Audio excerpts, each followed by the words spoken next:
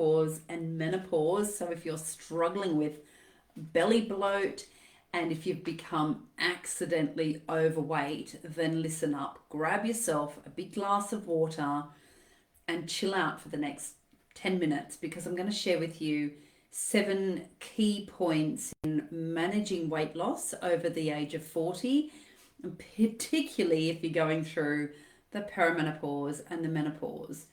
I'm going to cover different carbohydrate sources, so high quality, low stress carbohydrate sources as opposed to low quality, high stress carbohydrate sources. I'm going to have a little mention about how much water we should be drinking, a little mention about the cocktail hour. It's coming up to cocktail hour, so listen up. I'll give you the lowdown on double lattes, and I'll give you 7 key points on trying to lose weight over the age of 40. So stick with me. Grab yourself a big glass of water or a cup of tea, a cup of herbal tea. I've got my cup of herbal tea here. I'll have a little sip. Hello. Lovely. All right. Okay, so if you're struggling to lose weight over 40, and I tell you, look, on average, the majority of people during lockdown here in the UK last year put on an average between 3 to 5 kilos. That's, 8 pounds, 8 to 12 pounds. All right. And that is generally the amount of weight people will lose in my 8-week gut healing program. So keep that in mind. The next program I will be running will be a group program that I'll be running will be in September once this book is out. Rightio. Okay, so let's start with some seven tips on losing weight. All right. So if you are in the perimenopause and the menopause and you are stressed, then it's going to be really difficult to lose weight. So who has not been in a stressful situation over the last year? I know stress has been massive for me. My husband out of work, me pivoting my business, working online, working from home. Normally I'd be gallivanting around the countryside, keeping people healthy at festivals. And now I'm on Zoom most of the day, seeing my clients, being in this office space. Yes, I've got a lovely view. And yes, we were allowed to go outside for an hour every day, but still, my first winter, I definitely ate my fair share of late night snacks and biscuits and that sort of thing. Okay, so something to consider.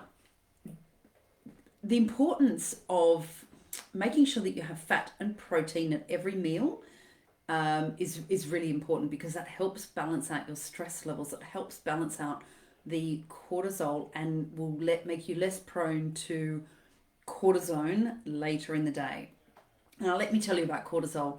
Cortisol is a hormone, all right? So when your hormones are out of whack, this will have an effect on the four key hormones that are really triggered in menopause.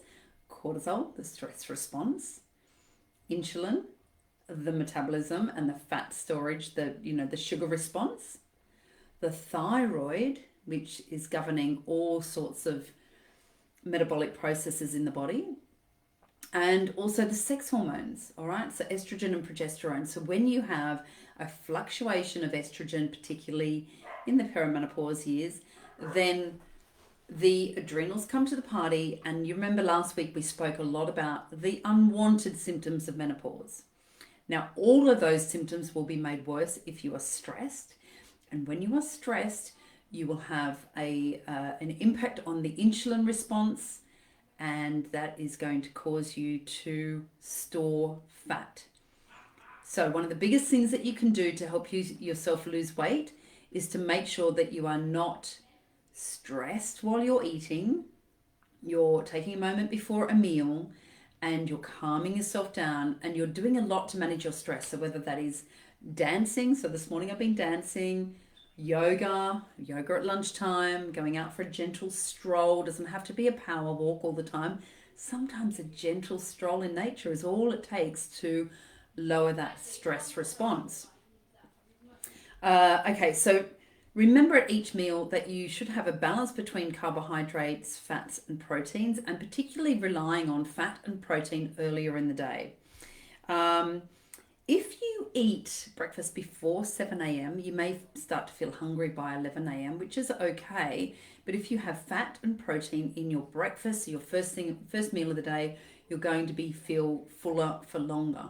Now, I do encourage you to wait until you have that stomach rumbling sensation before you eat your next meal.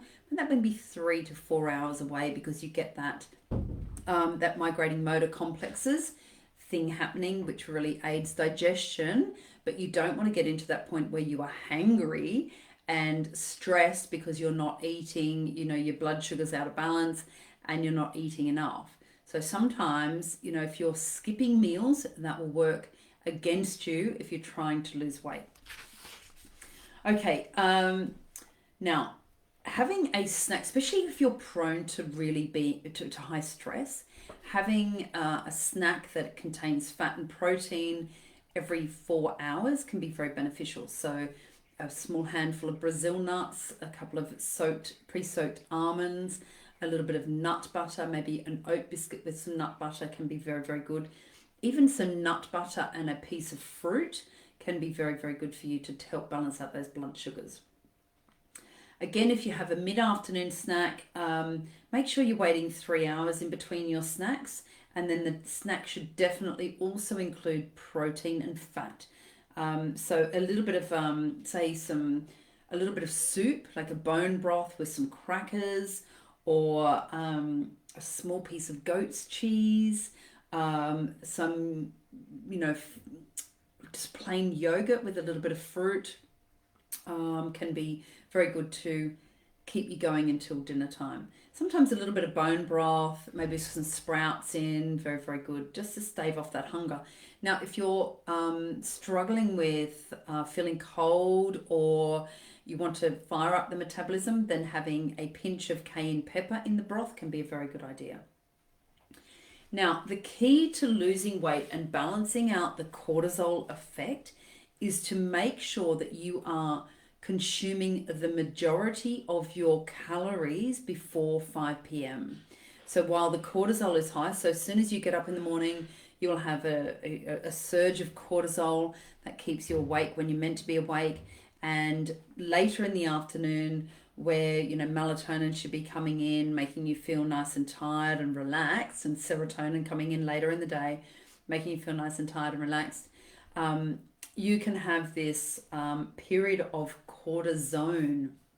So your body switches between cortisol and cortisone, and you want to be making cortisol when you're meant to be making cortisol, and not in the middle of the night. And if your body wants to be able to switch to cortisone. Now, the cortisone time of the day is roughly around about 5 p.m. And of course, it just happens to coincide when you're feeling tired, you're feeling hangry, maybe reaching for the wrong types of foods at that point. And of course, many of us, ladies particularly, may be reaching for that glass of wine at 5 p.m. Now, that's going to work really against your weight loss efforts.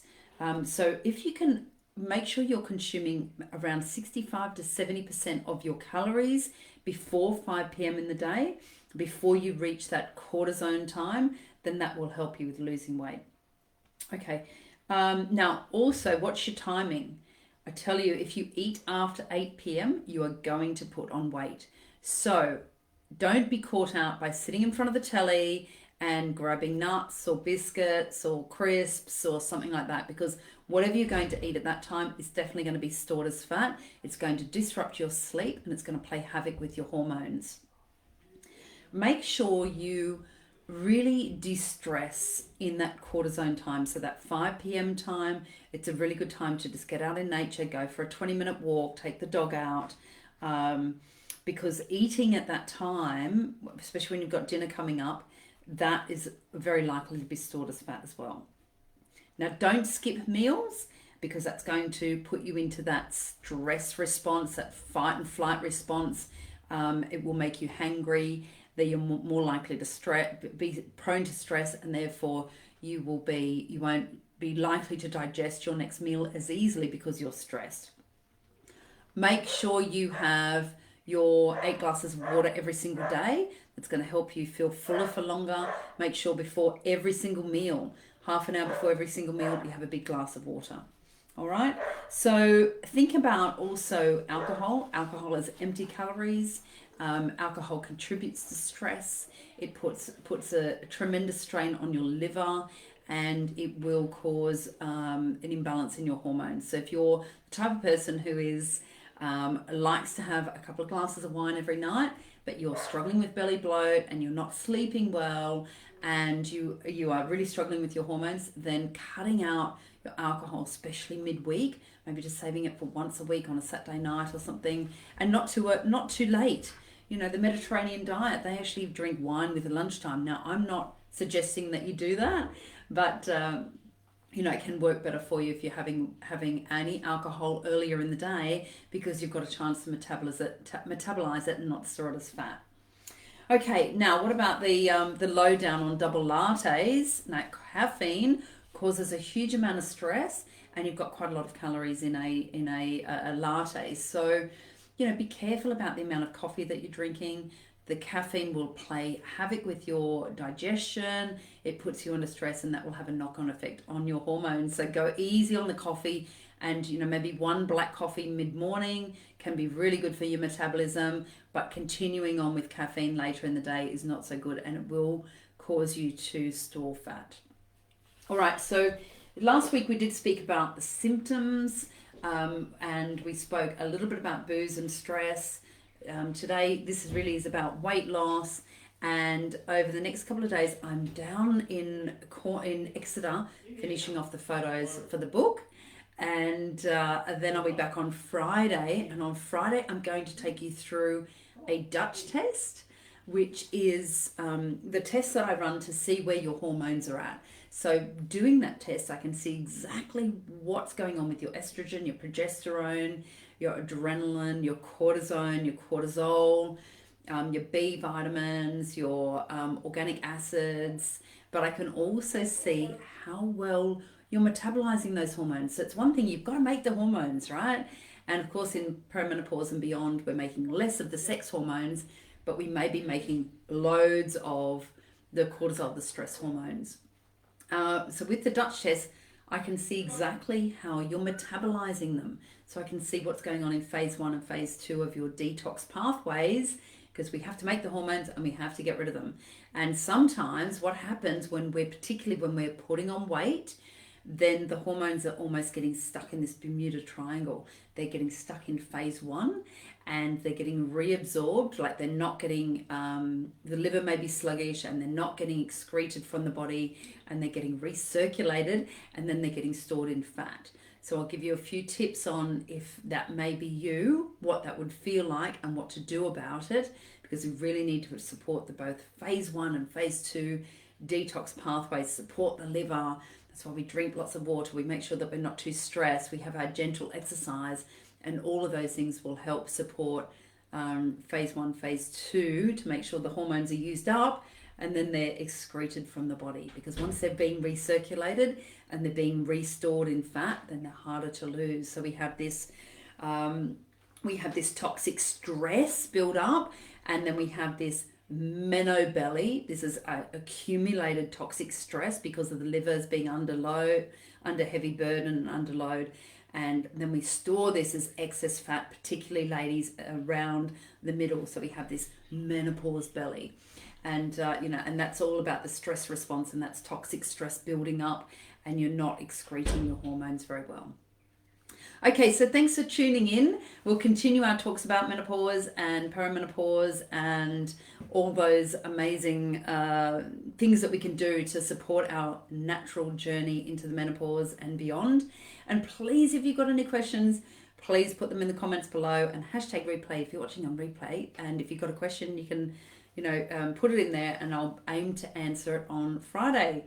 Thank you so much for watching, and have a great evening. And let me know if there's one thing that you've taken from that, whether it's the alcohol or the sugar or the cortisone stage, or fat and protein at every meal, and making sure you're getting the majority of your calories before 5 p.m. They're all going to help with your weight loss journey. All right, so reach out to me if you're struggling at the moment. Please reach out to me. I will be running the next group program in September, and still working on the book, and it will be coming out soon. So thanks so much for tuning in. I'll see you next time.